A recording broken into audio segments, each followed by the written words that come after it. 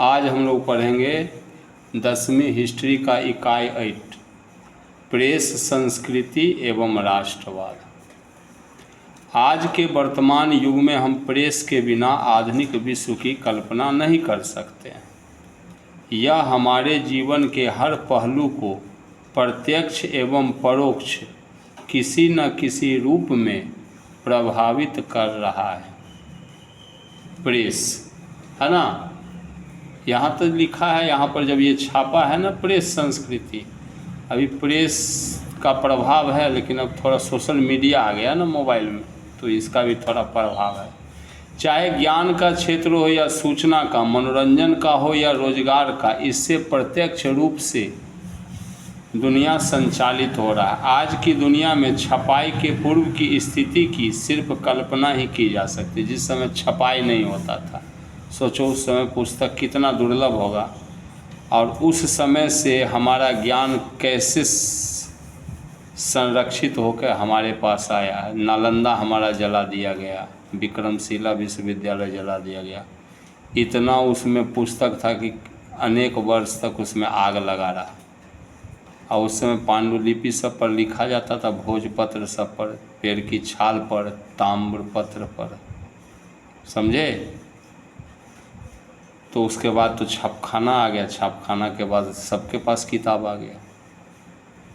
नहीं तो एक ही किताब से 10-10 बच्चे 20-20 बच्चे पढ़ते थे। आज की दुनिया में छपाई के पूर्व की स्थिति की सिर्फ कल्पना ही की जा सकती है, जहां मनुष्य परिवर्तनकारी घटनाओं से तुरंत परिचित नहीं होता था। उस समय अगर कहीं भी परिवर्तन भी हो जाता था, सत्ता भी बदल जाता था, जनता को पता लगता था। जैसे पाटलिपुत्रा में सत्ता बदल गया तो पाटलिपुत्रा का तो दिल्ली या सारे भूभाग पर कब्जा है, तो वहाँ सूचना पहुँचने में टाइम लग जाता था। और ज्ञान एवं सूचना के अभाव में मानव तार्किक और मानवीय प्रवृत्ति के विकास से वंचित था।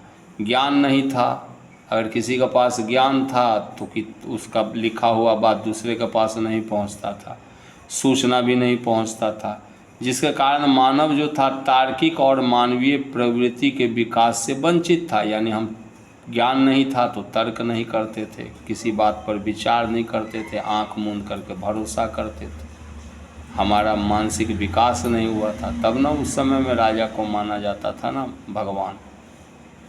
चूँकि आवश्यकता ही आविष्कार की जननी है, अतः सूचना की आवश्यकता ने आविष्कार हेतु ज्ञान जगत को प्रेरित किया।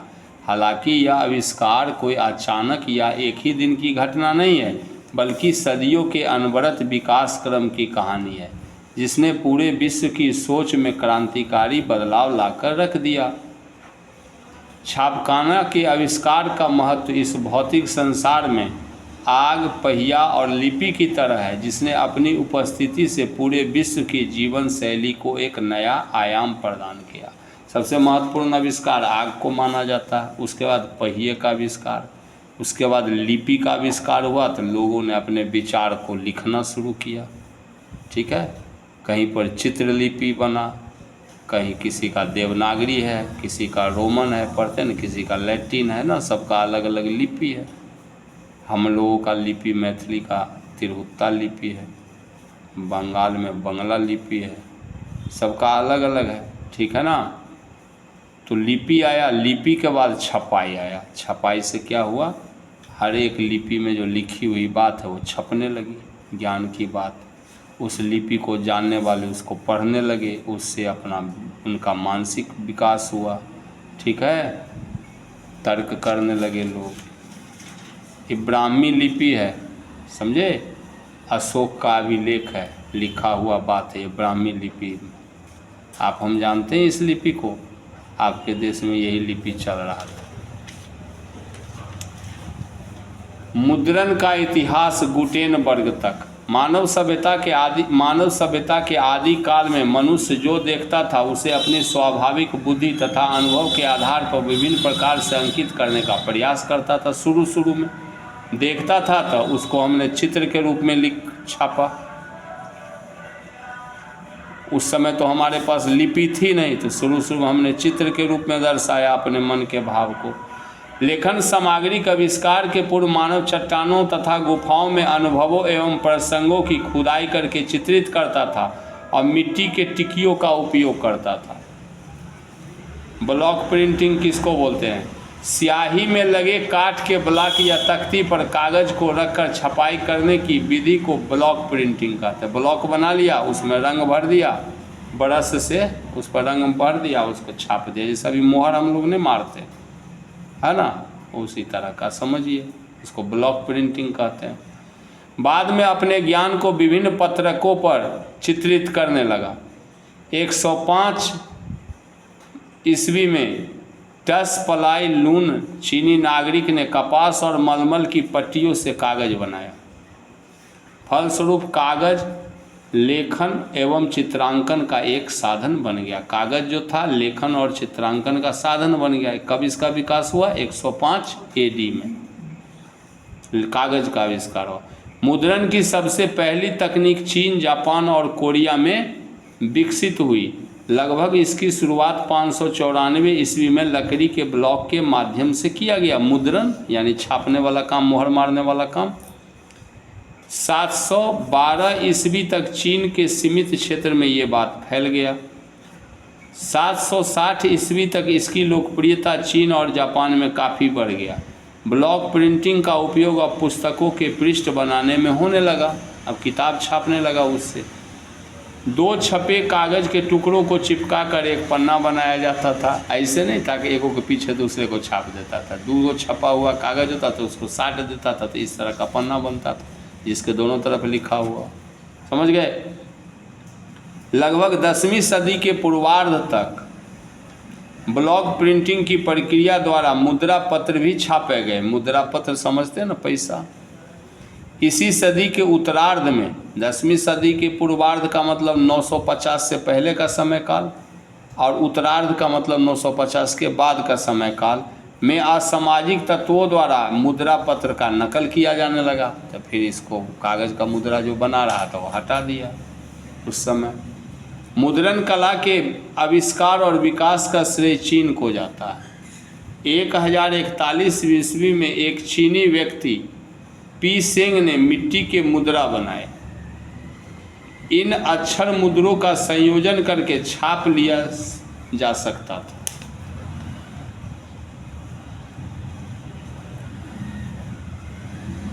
इन अक्षर मुद्रों का संयोजन करके छाप लिया जा सकता है। जैसे आप समझ सके ABCD का अलग अलग खाना है ना, उसको सेटिंग करके या उसको छाप दिया जाता था, फिर उसको अलग करके फिर दूसरा लाइन कर लिया जाता था समायोजित। इस तरह से इस पद्धति ने ब्लॉक प्रिंटिंग का स्थान ले लिया। कोरियन लोगों ने कुछ समय पश्चात लकड़ी एवं धातु पर खोदकर टाइप बनाए। धातु के मूवेबल टाइपों द्वारा, यानी आगे पीछे करने वाला टाइपों द्वारा प्रथम पुस्तक 13वीं सदी के पूर्वार्ध में मध्य कोरिया में छापी गई। सबसे पहले पुस्तक मध्य कोरिया में छापा गया।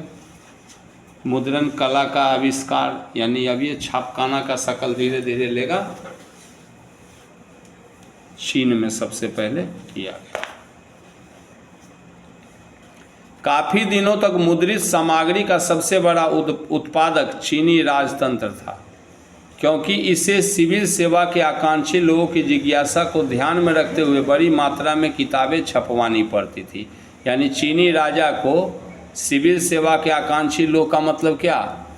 जैसे आज के समय में DM है ना जी, DM SP बड़े बड़े ऑफिसर बनते हैं तो उनका परीक्षा लिया जाता है। उसी तरह से उनको उनका परीक्षा लेने के लिए पहले उनको उतना किताब देना था, तो लोग पढ़ते, ज्ञान अर्जित करते, तब परीक्षा देते, फिर पास होते थे।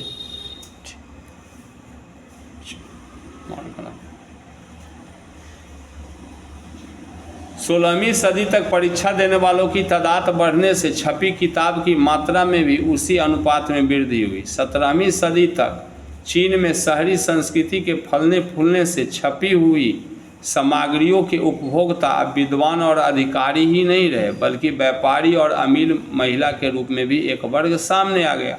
पहले छपा हुआ पुस्तक कौन पढ़ रहा था? विद्वान और अधिकारी लोग जो बनते थे वो पढ़ते थे। अब व्यापारी और अमीर वर्ग की महिला भी पढ़ने लगी तो उसका एक ग्राहक हो गया, उपभोक्ता हो गया। 19वीं सदी के आते आते मांग को पूरा करने हेतु संघाई प्रिंट संस्कृति का नया केंद्र बन गया और हाथ की छपाई की जगह यांत्रिक छपाई ने ले लिया। ठीक है, अब छोटा मोटा यंत्र बना लिया, उससे छाप रहा। यूरोप में आरंभ गुटेनबर्ग की भूमिका, भी आ गया मेन आदमी। यद्यपि मूवेबल टाइपों द्वारा मुद्रण कला का आविष्कार तो पूरब में ही हुआ था, यानी चाइना में हुआ, कोरिया में सबसे पहले पुस्तक छापी गई। मूवेबल टाइप का मतलब क्या हुआ, आगे पीछे करके ब्लॉक में अक्षरों को आगे पीछे सेटिंग करके छपाई किया जाता था। जैसा हम इसको लिखते हैं ना जी, तो उसको आगे पीछे अक्षर को करके सेटिंग करके छापा जाता था। वहाँ पर तो चित्र, उसका जो लिपि था ज़्यादातर चित्र वाला था, है ना। चाइनीज का अभी भी सबसे दुनिया में टेढ़ा माना जाता है लिपि ना। परंतु इस कला का विकास यूरोप में अधिक हुआ। क्यों हुआ? इसका प्रमुख कारण था चीनी, जापानी और कोरियन भाषा में 40,000 से अधिक वर्णाक्षर थे। समझे? आई जैसे हम लोग लिखते हैं ना, इतने वर्ण बहुत ज़्यादा है। फलतः सभी वर्णों का ब्लॉक बनाकर उपयोग करना कठिन कार्य था। लकड़ी के ब्लॉक द्वारा होने वाला मुद्रण कला समरकंद, पर्सिया, सीरिया के मार्ग से, अब लकड़ी के ब्लॉक से जो मुद्रण हो रहा था, तो इस मार्ग से रेशम मार्ग के व्यापारी द्वारा यूरोप में सर्वप्रथम रोम में प्रविष्ट हुआ। तो वहाँ अभी उनको ज्ञान नहीं है, तो ये मुद्रण कला का ज्ञान कहाँ से कैसे गया यूरोप में? तो रोम में गया सबसे पहले। किस रास्ते से गया? समरकंद, पर्सिया, सीरिया मार्ग से रेशम मार्ग के व्यापारी तो तक गया। इसका वर्ल्ड के मैप लाइएगा तो बता देंगे कैसा है समरकंद, पर्सिया। समरकंद, पर्सिया हो गया आज का ईरान, ठीक है ना। सीरिया समझ गया, समरकंद शायद अफगान को बोल रहा, अफगानिस्तान को, इस तरह से गया, या हो सकता मंगोलिया वाला इलाका को। 13वीं सदी के अंतिम में रोमन मिशनरी और मार्को पोलो द्वारा ब्लॉक प्रिंटिंग के नमूने यूरोप पहुँचे। अभी नहीं पहुँचा है, तो 13वीं सदी में रोमन मिशनरी सब जो आए ना इधर चाइना वाइना में काम करने के लिए। अब मार्को पोलो एक चीनी यूरोपियन यात्री था जो चीन के राजा के दरबार में बहुत समय तक रहा, तो वहाँ से ब्लॉक प्रिंटिंग का नमूना लेकर यूरोप गया। वहाँ इस कला का प्रयोग ताश खेलने एवं धार्मिक चित्र छापने के लिए किया गया। रोमन लिपि में अक्षरों की संख्या कम होने के कारण लकड़ी तथा धातु के बने मूवेबल टाइपों का प्रसार तेजी से हुआ। मात्र अक्षर कितने हैं रोमन में? 26 गो, है ना। अक्षर तो हमारा 26 हुआ, अंक उनका रोमन में जो है वो थोड़ा टेढ़ा था, 1 2 3 4 लिखना, पता है ना। रोमन में आता है लिखने, एक्स से 10 होता है, उसके पहले 1 रख दो तो 9 होता है, 2 गो एक्स रख दो तो 20 हो जाता है। तो इस तरह की बात। रोमन लिपि में अक्षरों की संख्या कम होने के कारण लकड़ी तथा धातु के बने मूवेबल टाइपों का प्रसार तेजी से हुआ। इसी बीच कागज बनाने की कला 11वीं सदी में पूरब से यूरोप पहुंचा तथा 1336 ईस्वी में प्रथम पेपर मिल की स्थापना जर्मनी में हुई।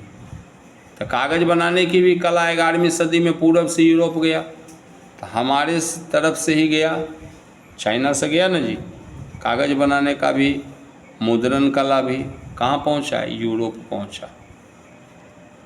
1336 ईस्वी में प्रथम पेपर मिल की स्थापना जर्मनी में हुई। इसी काल में शिक्षा का प्रसार हुआ, व्यापार और मिशनरी का गतिविधि बढ़ा, जिससे सस्ती मुद्रित सामग्री की मांग तेजी से बढ़ी। सस्ती मुद्रित सामग्री यानी किताब, सस्ती किताब की मांग बढ़ा। इस मांग की पूर्ति के लिए तेज और सस्ती मुद्रण तकनीक की आवश्यकता थी कि तेजी से हो और जल्द सस्ता में हो जाए मुद्रण, किताब सस्ता पड़ेगा, जिसे 1430 के दशक में स्ट्रेसबर्ग के योहान गुटेनबर्ग ने अंततः कर दिखाया। तो गुटेनबर्ग ने ही सबसे पहले प्रिंटिंग मशीन बनाया, है ना। गुटेनबर्ग और प्रिंटिंग प्रेस। जर्मनी के मेंज नगर में गुटेनबर्ग ने कृषक, जमींदार, व्यापारी परिवार में जन्म लिया था।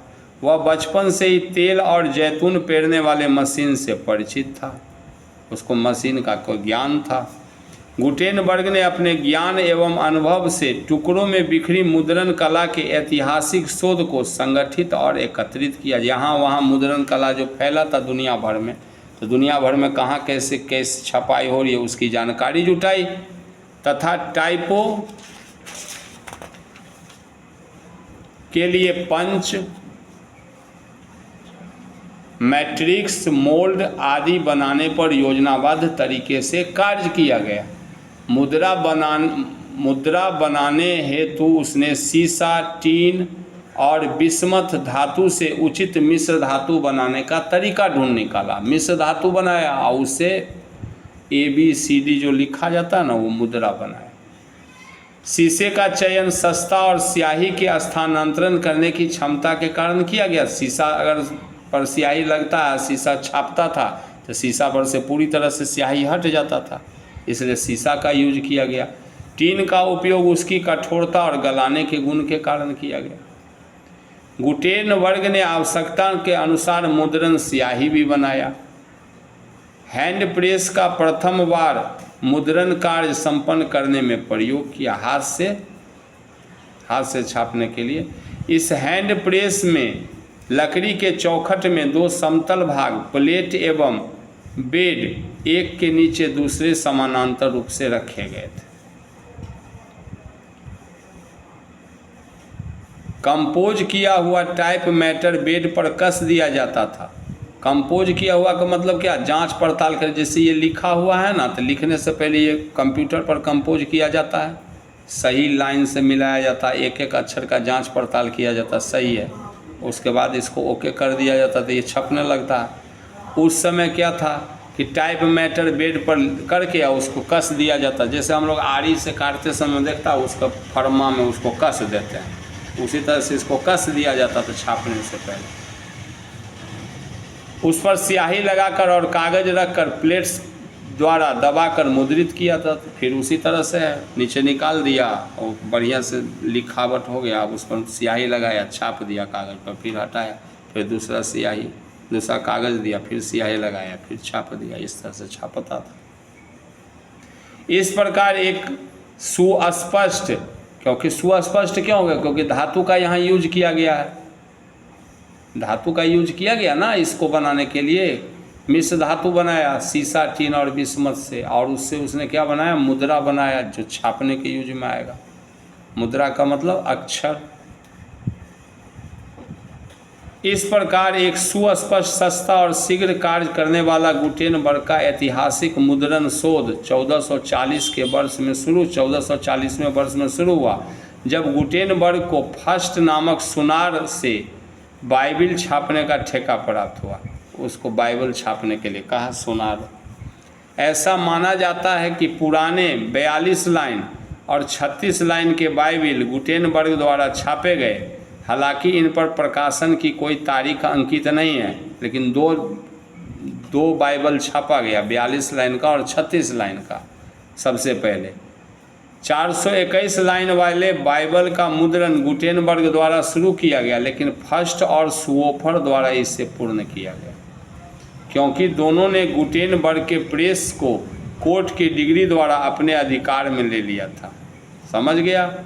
अब यहाँ देखो, वहाँ उस समय लड़ाई भी हुआ, उसके पास में अब काहे उस लिया, उस समय कोर्ट में जीत गया उसके छापखाना को, तो इसके अधिकार में चला गया, फर्स्ट और सुओफर नामक व्यक्ति के पास में। इसके पश्चात गुटेनबर्ग ने पुनः मुद्रण और हैंड प्रेस का विकास करके 36 लाइन में बाइबल को 1448 ईस्वी में छापा। जखन ओकर गुटेनबर्ग का ले लिया ना प्रेस, तो फिर उसने दूसरी जगह प्रेस स्थापित किया और बाइबल को छापा और 1448 में। इसके बाद सुओफर ने इंडलजेंस नामक पुस्तक छापी। हालांकि विवादों में घिरने के बावजूद मेंज में शुरू होकर पूर्णता को पहुंची। कहाँ शुरू हुआ ये? तो मेंज नामक स्थान पर शुरू हुआ मुद्रण कला, और इसका प्रसार शीघ्रता से यूरोपीय देशों एवं अन्य स्थानों पर हुआ। कोलेग्ने, ऑक्सबर्ग, बेसल, रोम, वेनिस, एंटवर्प, पेरिस आदि शहर मुद्रण के प्रमुख केंद्र के रूप में विकसित हुए। पुराने शहर हैं, बाद में इनका तो नाम भी बदल गया होगा। यही शहर आगे चल करके पुनर्जागरण एवं व्यापारिक क्रांति के केंद्र के रूप में अपनी विशिष्ट पहचान बनाए। अब जहाँ जहाँ ये किताब ज़्यादा छपा वहाँ के लोग ज्ञानी ज़्यादा हुए, तो यहाँ पर पुनर्जागरण हुआ। अब लोग जो है सो कोई भी बात को बिना पुनर्जागरण का मतलब क्या है, जब अरस्तु आए ना, ये सुकरात सब आए, प्लूटो आए, तो इन्होंने कहा कि सबसे पहले हमको क्या करना चाहिए, कोई भी बात को आंख मूंद कर नहीं मानना चाहिए, उस पर विचार करना चाहिए, तर्क करना चाहिए, फिर तर्क की कसौटी पर खरा उतरे तो मानना चाहिए। ठीक है ना।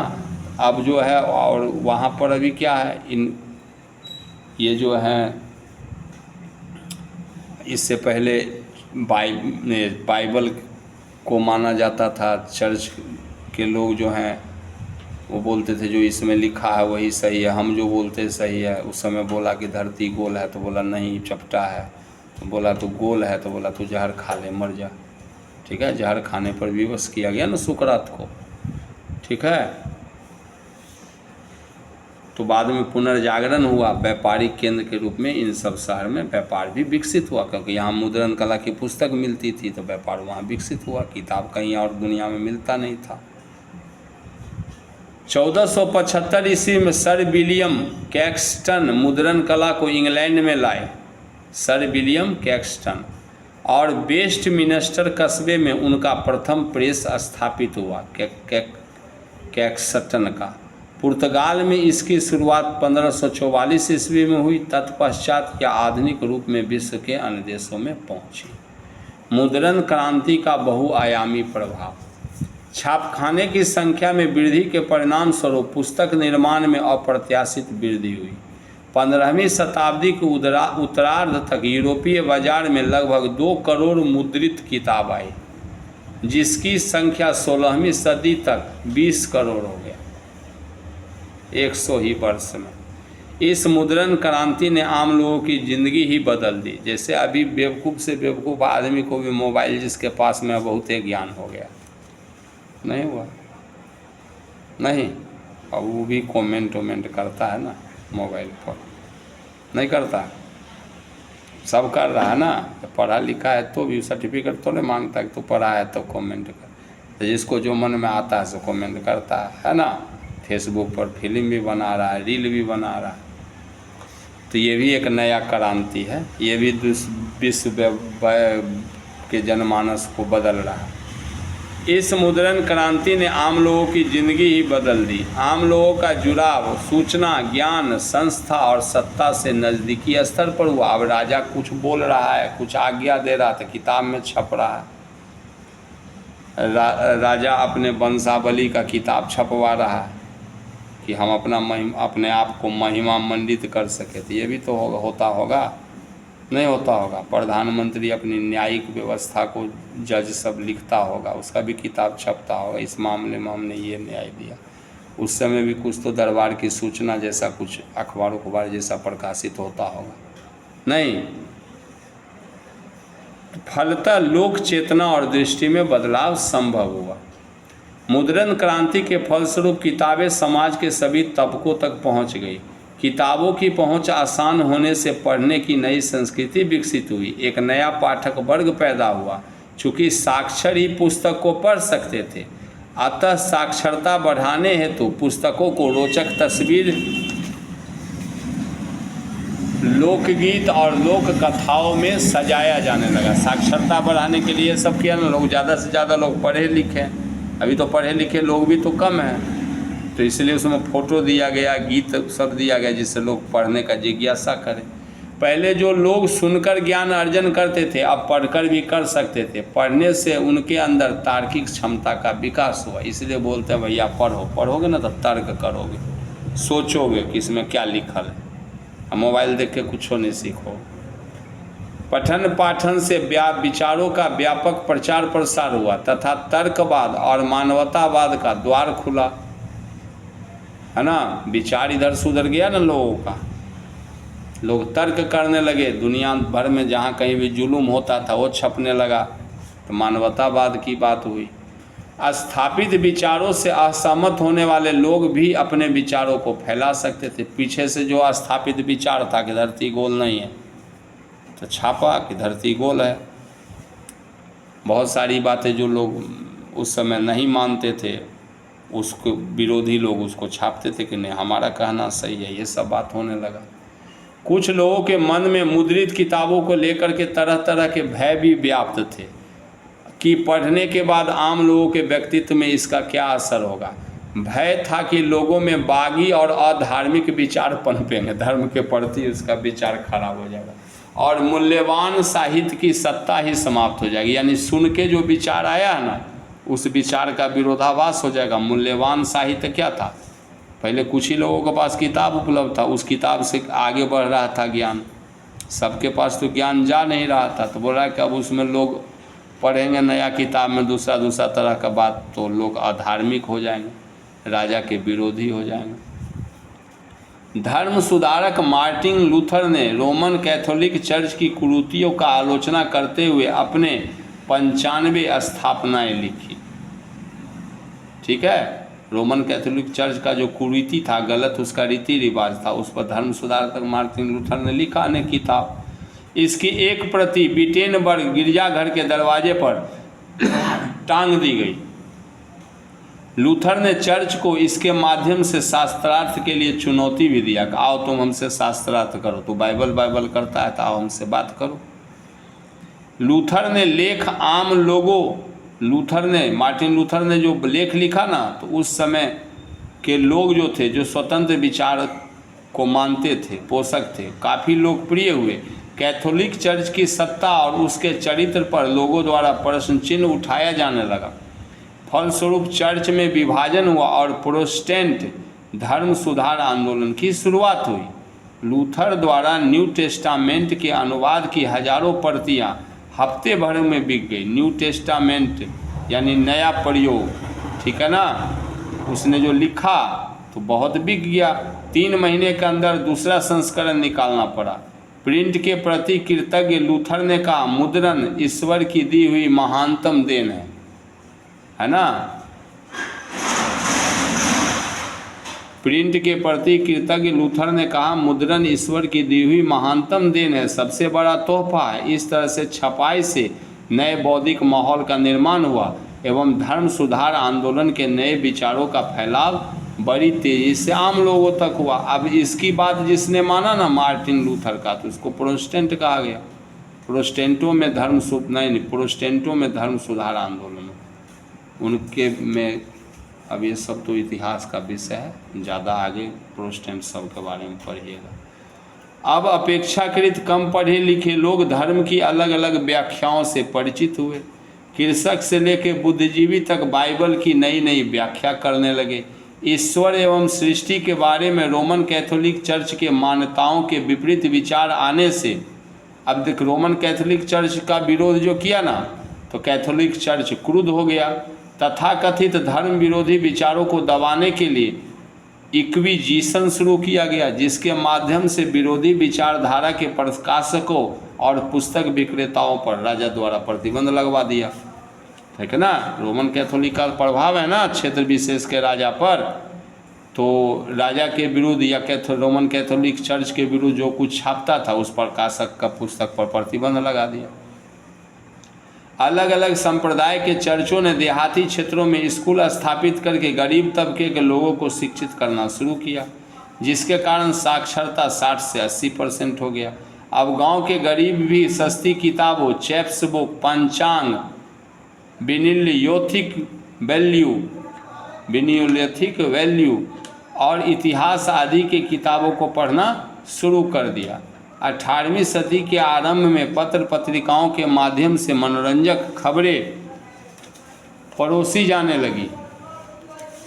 इस तरह से वैज्ञानिक और दार्शनिक बातें भी आम जनता के पहुंच से बाहर नहीं रही। न्यूटन, टॉमस पेन, वॉल्टेयर और रूसो की पुस्तकें भारी मात्रा में छपी और पढ़ने जाने लगी। फलतः विज्ञान, तर्क और विवेकावाद का विचार लोकप्रिय साहित्य में भी जगह पाने लगे। अब न्यूटन सब के जीवन काल में उनका भी शोध पत्र छपने लगा। 18वीं सदी के मध्य तक मुद्रण क्रांति के फलस्वरूप प्रगति और ज्ञानोदय का प्रकाश यूरोप में फैल चुका था। लोगों में निर्कुंज सत्ता से लड़ने हेतु नैतिक साहस का संचार होने लगा था। फलतः मुद्रण क्रांति ने फ्रांसीसी क्रांति के लिए भी अनुकूल परिस्थितियों का निर्माण किया। वो किताब छप रहा है, पत्र पत्रिका छप रहा है, तो जनता में राजा के विरुद्ध में छपना शुरू हो गया। अब रीति रिवाज की जगह विवेक और तर्क को कसौटी पर कसकर सत्य को परखा जाने लगा। चर्च की धार्मिक और राज की निरकुंश सत्ता पर प्रहार किया जाने लगे। तो फ्रांस की राज क्रांति में तुम सब पढ़ चुके हो। परंपरा पर आधारित सामाजिक व्यवस्था को दुर्बल किया गया। अब लोगों में परंपरा पर आधारित सामाजिक व्यवस्था को दुर्बल किया गया, यानी अब कुप्रथाएं को हटाया गया। अब लोगों में आलोचनात्मक, सवालिया और तार्किक दृष्टिकोण विकसित हो गया कि ये बात अगर राजा बोल रहा है तो काहे बोल रहा है, लोग सोचने लगे। इससे पहले तो सिर्फ आंख मूंद कर मानते थे। छपाई ने वाद विवाद की नई संस्कृति को जन्म दिया। अब वाद विवाद होने लगा, बहुत ज़्यादा लोगों को ज्ञान हो गया, सब हर बात पर तर्क करने लगे। पुराण जैसे अभी छपाई ने जैसे वाद विवाद की नई संस्कृति को जन्म दिया, उसी तरह से अभी मोबाइल ने जन्म दिया।